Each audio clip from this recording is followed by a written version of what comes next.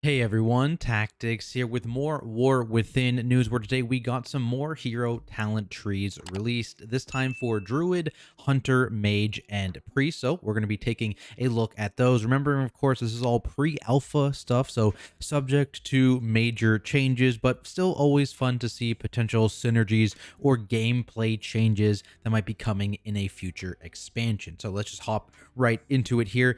This beginning of the article is similar to my other War Within Hero Talents video. I believe it's the exact same kind of intro blurb. So if you want to see me go through that, it's in the other video where I look at like the things like Warrior DKs and Paladin talents in that video. But otherwise, we're just going to be skipping here to the good stuff, exactly what everyone wants to see. So we got four different trees here. Keeper of the Grove Druid is our first one. I believe this one was shown off at BlizzCon initially. So this one was, I think, was all around the actual Trents and the Dream Guardians or Grove Guardians, whatever they're called for Resto Druids, kind of thing. So we can take a look at this one. So Dream Surge is the kind of big talent at the top that you start in. So Force of Nature grants 3 charges of Dream Burst, causing your next Wrath or Starfire to explode on the target, dealing nature damage to nearby enemies, damage reached above 5 targets. So it's a AoE on your basically your Trent cast, give you some extra AoE. And for Resto Druids, Grove Guardians cause your next targeted heal to create 2 Dream Petals near the target, healing up to 3 nearby allies, stacks up to 3 charges there. So similar idea, it's an AoE heal this time for them. Moving down here, you've got all these points again. You're going to be able to get every single point. It's just these ones with 2 that you're going to have to pick one of the choice nodes. So all these ones you'll get by the by max level in War Within. So your Trents are going to be casting Moonfire on nearby targets once every 6 seconds. I assume that's also the same for Resto, actually, so it's just some free passive damage. Expansiveness, your max mana is increased by 5% and 20 additional Astral Power as well, so some additional resources there. Your Regrowth protects you, reducing damage you take by 8% while it's on you, so an extra DR. Maybe Moonkins now, instead of complaining about going into bear form, they'll be complaining about regrowthing themselves. That's kind of funny, though. But a nice little DR, I guess, Resto Druids too. This doesn't look like it applies to other players, right? To only yourself. So only self regrowth will give you that DR. So it's not like Resto Druids can DR other people with regrowth. So something to keep in mind there. But it's a little bit of it's a little something at least. Choice node on the left here. So you're either choosing between Power of Nature, where your Force of Nature Trents no longer taunt and they deal 20% increased damage. So boosting up the damage that Trents actually do. I believe they were not the best damage option for Boomkins. I know they can't really take Trents right now in their talent tree, I believe, or they just don't. Maybe just not good enough damage. So potentially making that nicer damage option, at least in raid scenarios. The taunting was quite nice in a lot of situations, but obviously if it's not competitive on damage, and it's very not competitive on damage, hard to get in the talent tree, it's not something you're going to be taking, right? For Resto, though, Grove Guardians increase the healing of your Rejuve, Efflorescence, and Life Bloom by 5% while active. So just a throughput boost here. Moving on to the other choice, though, they can have 50% more health, so them taunting is going to be more effective because they'll be alive for longer. Or for Resto, Grove Guardians Nourish and Swiftmend spells also apply a Cenarian Ward, a minor Cenarian Ward, that heals the target over 8 seconds the next time they take damage. Okay, so again, some sort of throughput increase here, but this is on the actual targets that the Trents are healing, and they have to be taking additional damage to proc that Cenarian Ward. Also on this row, Cenarius' Might. Casting Star Surge or Starfall increases damage of your next Star Surge or Starfall by 10%. So just, damage increase there for the spenders. Casting Regrowth, Wild Growth, or Swiftmend increases the healing of your next Regrowth, Wild Growth, and Swiftmend by 10%. Again, same deal here. Your bigger kind of cast time heals, or just healing CD, or short healing CD rather, get boosted up by casting the other ones. Another choice note here on the right side. So Wrath and Starfire just get a flat 12% damage increase. Regrowth, Wild Growth, and Swiftmend get a flat 6% healing increase. Pretty basic there. Or Orbital Strike applies Stellar Flare for 20 seconds, and Primordial Arcane Pulsar grants Celestial Alignment for 2 additional seconds, versus Reforestation grants Tree of Life for 2 additional seconds. So it's either kind of some more cooldown related stuff, or just a passive kind of set it and forget it choice there.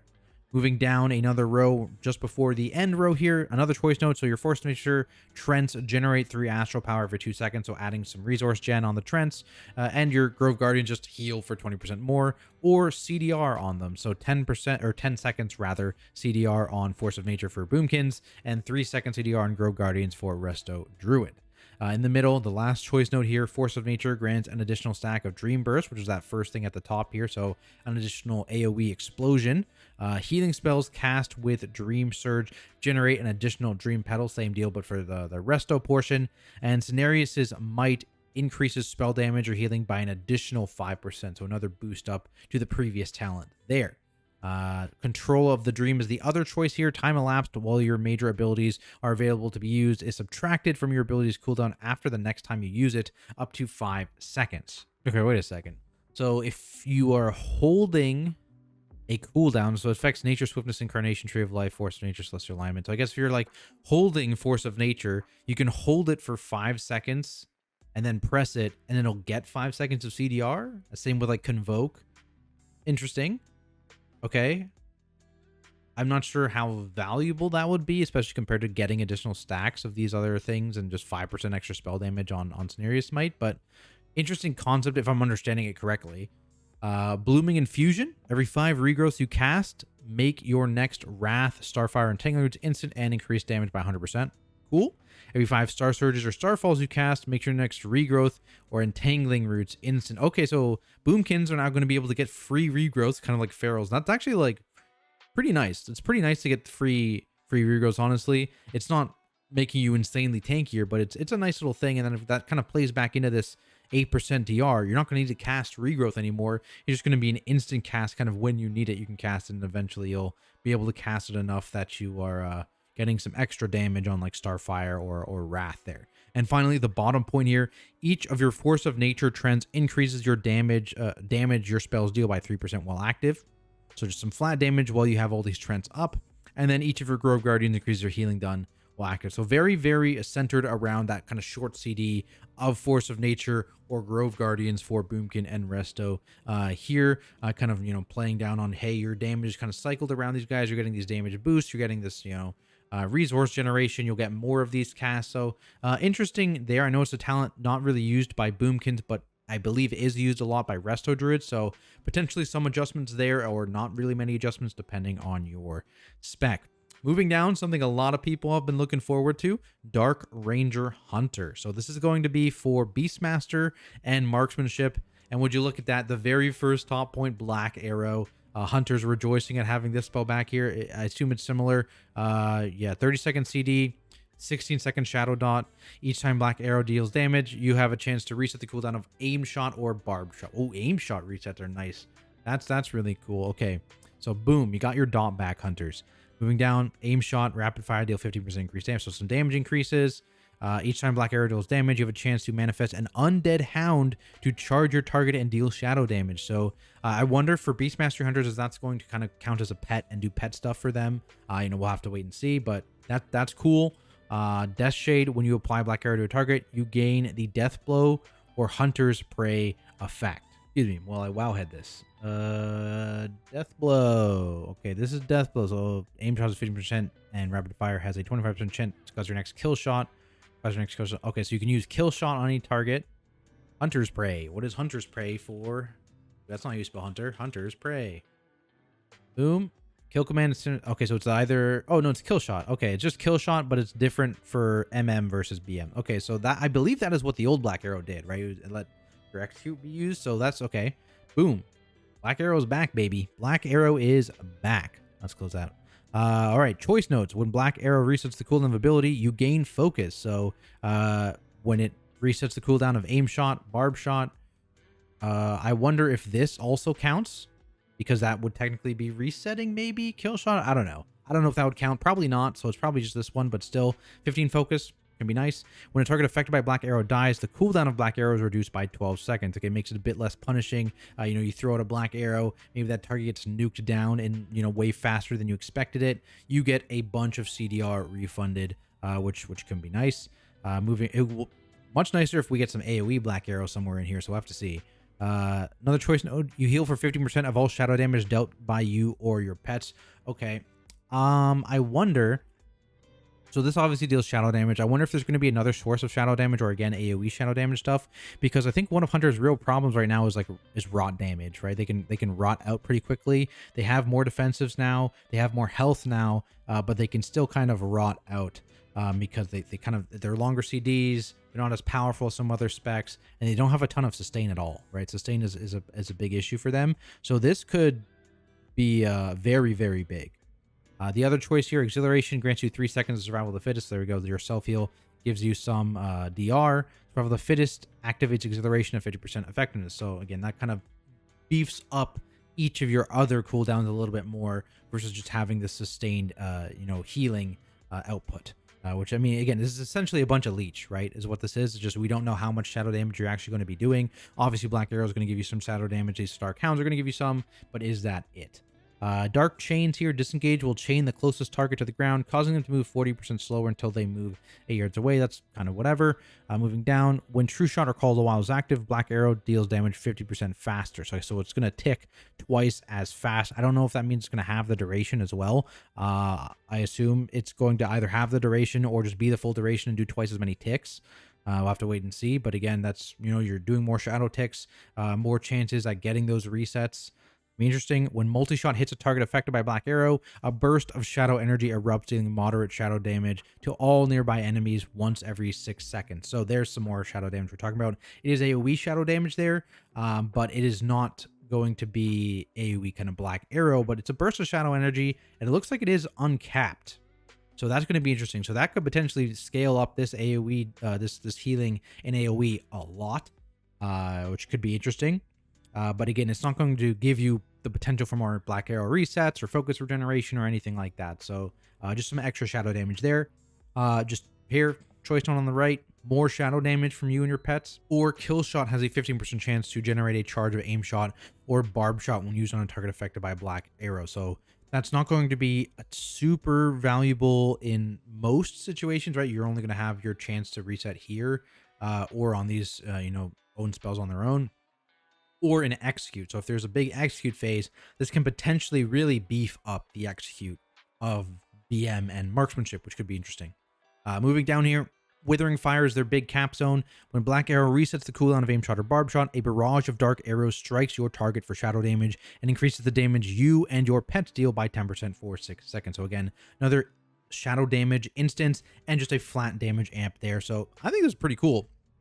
I like that this is basically giving you a new spell and then giving you a bunch of synergies around that new spell. And again, it's a spell. I guess it's a new spell, right? Obviously, old Survival had Black Arrow, and I believe it did function similar to this. Obviously, I'm not a Hunter main, but Hunters in the chat or Hunters in the comments, let me know down in the description how this feels compared to what old Black Arrow was. But yeah, I mean, it sounds cool. This sounds maybe one of the cooler kind of trees so far with the Black Arrow and all the synergies. So, Hunter players, hopefully you guys also feel the same. But moving on, Frostfire Mage. So as it sounds, it's going to be a mix of fire and frost here. Frostfire Mastery is your initial point. Your damaging fire spells generate a Fire Mastery, and frost spells generate Frost Mastery. Fire Mastery gives you 1% haste. Frost Mastery gives you 1% mastery for 12 seconds, stacking up to 8 times. Adding stacks does not refresh. Okay, so it's like Iron Fur. These stacks are going to roll and not refresh duration. So they're going to be constantly still expiring every 12 seconds.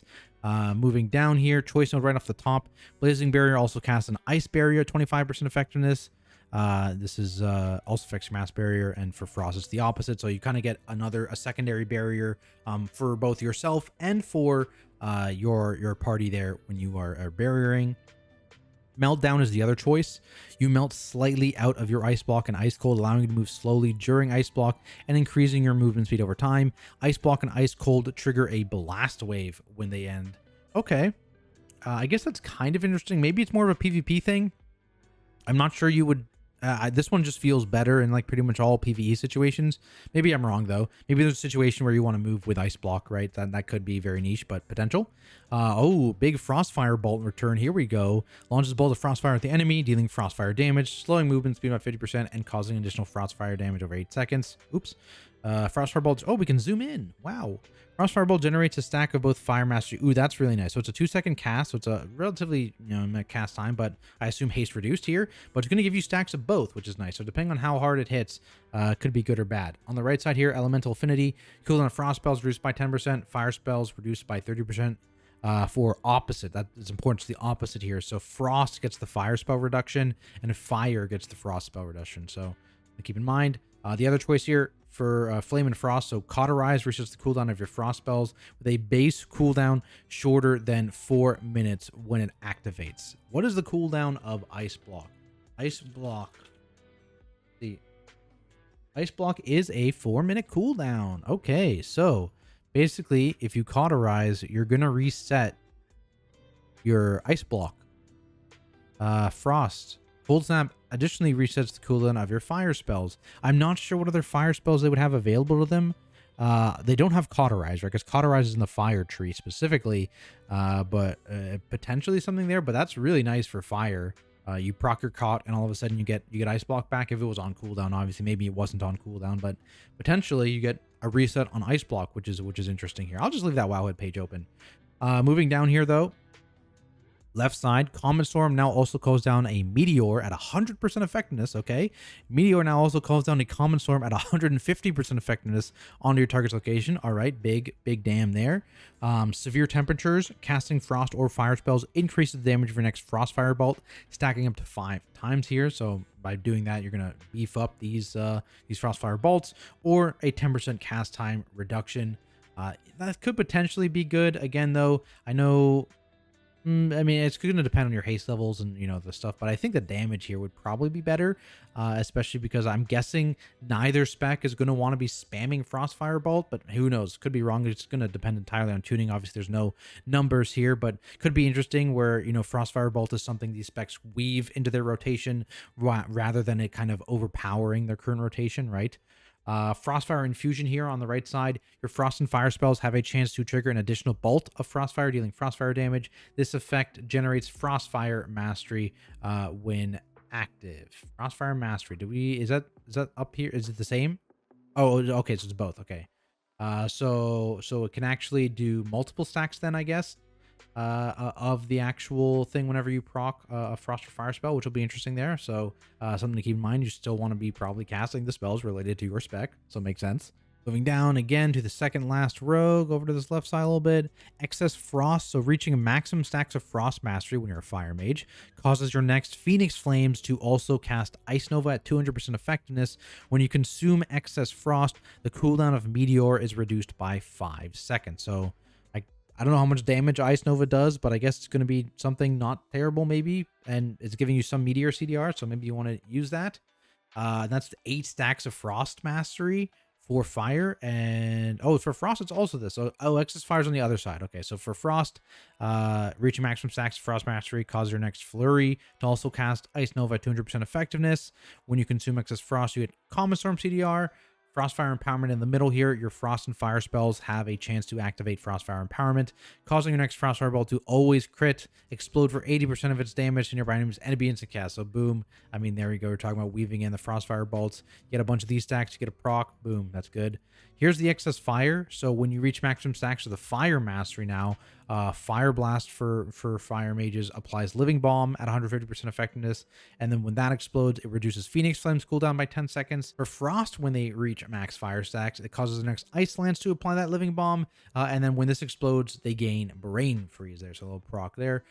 Flash Freeze Burn. Frostfire Empowerment grants you maximum benefit of Frostfire Mastery and refreshes its duration. Activating Combustion or Icy Veins grants you Frostfire Empowerment. Boom. Okay, so that's gives some more power into the cooldowns there, and kind of guarantees you get these kind of excess Frost, excess Fire procs there. All right, interesting too. Interesting workup. Again, it's not like 100% revolving around one thing, but it is cool. A similar vein to the Dark Ranger and the Black Arrow. You've got Frostfire Bolt and this Mastery that it kind of plays into, where you get these juiced up Frostfire Bolts, and it kind of feeds into rotation. I'm not sure how the kind of mix between Fire and Frost is going to play out. I can see it maybe being annoying. Obviously, right, you're just getting these free Ice Novas, but I know there are certainly times in a Mythic Plus dungeon where you are not happy there's a Nova going off, right? If mobs are rooted for something and they can hold the root for a few globals sometimes, right? And you're trying to knock to do a stop or something like that, that can be very, very annoying. Maybe you root something out that you're not supposed to root out of the group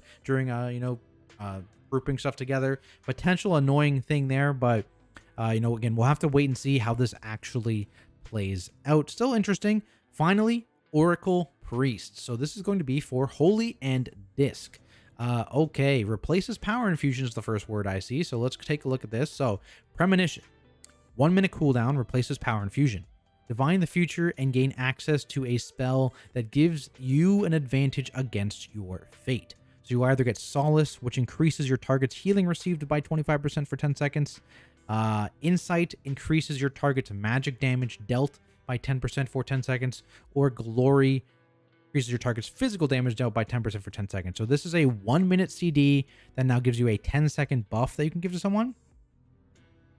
I don't know how this works in terms of, do you get to pick, or is it depending on role?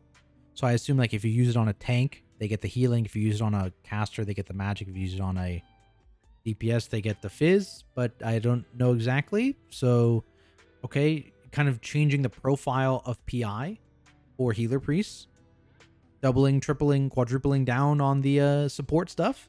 Moving down, preventative measures increases the damage absorbed by Power Word Shield by 10% and healing done. So some healing increases here. Duration of Atonement and Renew.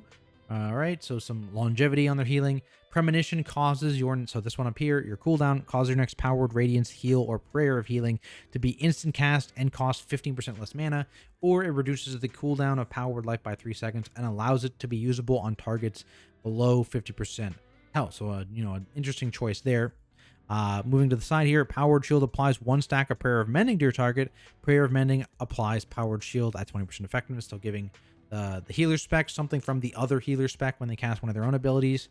In the middle here, reduce the cooldown of Purify. So that's just their Dispel? Purify is just their Dispel, right? Purify. Okay, so they get a 2-second CDR on their Dispel, or when an ally walks through your Angelic Feather, you're also getting 100% of its effect. So, I mean, unless there's a fight like Farok, again, where you have constant Dispels, I feel like, yeah, the Feather Speed is just a real nice quality of life thing to have. On the side here, buff to their external, so Pain Suppression is another 10% damage reduction, and Guardian Spirit lasts an additional 2 seconds, so that's always nice. Going back to the other side here, when your Power Word Shield is fully absorbed, or your Prayer of Mending heals, gain a stack of Grand Reveal. At 150 stacks, gain an additional charge of Premonition. Okay, so that's going to be a lot of Power Word Shields. Prayer of Mending heals more often than you're going to absorb a Powered Shield, right? I think, just off the top of my head. Maybe I'm wrong. But I don't know how long it's going to take to gain that many stacks. Obviously, this stack number is completely kind of up in the air and tuning. It's pre-alpha, of course. But potentially, back-to-back Premonition people. Interesting. 10-second reduction on Premonition. So now it's a 50-second cooldown if you take that. Or Premonition can now trigger the Brilliance and Urgency effect, restoring maximum mana and increasing haste. Again, I don't know how this functions. Like, is it always going to be like, hey, this is the healer, so they get mana, or hey, this is a not healer and they get haste, or how it works? But if you're giving someone 12% haste and like 10% damage done, either magic or physical, for 10 seconds on a 1 minute cooldown, that seems very good, right? That seems quite powerful. Only available to healer priests, of course. On the other side here, increase the duration of Premonition effects by 2 seconds. Okay, so now it's for 12 seconds. Or Premonition effect is increased by 30% if the divined spell is different than the previous Premonition. If the divined spell. So does this mean you're going to be getting different ones? So you have different options. So maybe if you cast this on a tank, it gives this, and then if your next one is cast on a magic DPS dealer, it gets a 30% boost. So you get if you're bouncing it more likely between a magic and a physical DPS dealer, they get a 30% boost each time. Is that kind of how? Maybe I'm misunderstanding it. The wording here is not super clear on how this is going to work, or if that's even what this is referring to. The divine spell is different than the previous premonition. I have to think it's referring to this, and if you'd use a different one, which again I am assuming is based on roll or spec or whatever, that it gets a 30% boost, which could be interesting. So it would be, you know, a 13% boost to damage, and a you know, boost there as well to haste if you're using the haste, or maybe just a cooldown reduction, whatever. Again, still pretty, I guess, pretty powerful effect there, assuming you have multiple people to actually bounce the premonition between. Bottom here, premonition has a low chance to grant you clairvoyance, and this grants your target and 2 nearby allies all the effects of premonition at 100% effectiveness. So you get clairvoyance though, or is this just not an ability you cast and then you get another ability? Is that how it works? I actually still am not fully understanding, but it's a support spec. This could be really good. It's granting 3 people 100% effectiveness on like all this stuff. That's a lot. Don't know the chance there, but you know, it is you know, supporty type stuff. It is only available to healers in this case, which has definitely been a problem with PI being available to Shadow and then being able to give it away, and it's been a weird kind of thing. So that's a good thing, I guess. You know, gives Holy and Discipline something they bring over Shadow potentially. We don't know what Shadow's trees are going to look like, so but it gives them some utility as if they needed it, but they have it. But it does double, triple, whatever down on power infusion and kind of the support playstyle again. So, you know, some people probably not going to be too happy with that one there. But that, I believe, is it for our second iteration of hero talent trees. Yeah, that is it. So let me know what you guys think down in the comments below. Do you like how these are looking? Are you hoping for something else? Would really like to hear it from you guys. Remember, I will be bringing you guys all the news on War Within, keeping you fully up to date throughout the alpha and beta process. So make sure you are subscribed to the channel with notifications on. As always, big thank you to all of my subscribers over on Patreon. You guys make all of this possible. Otherwise, thanks everyone so much for watching, and I'll see you all in the next video.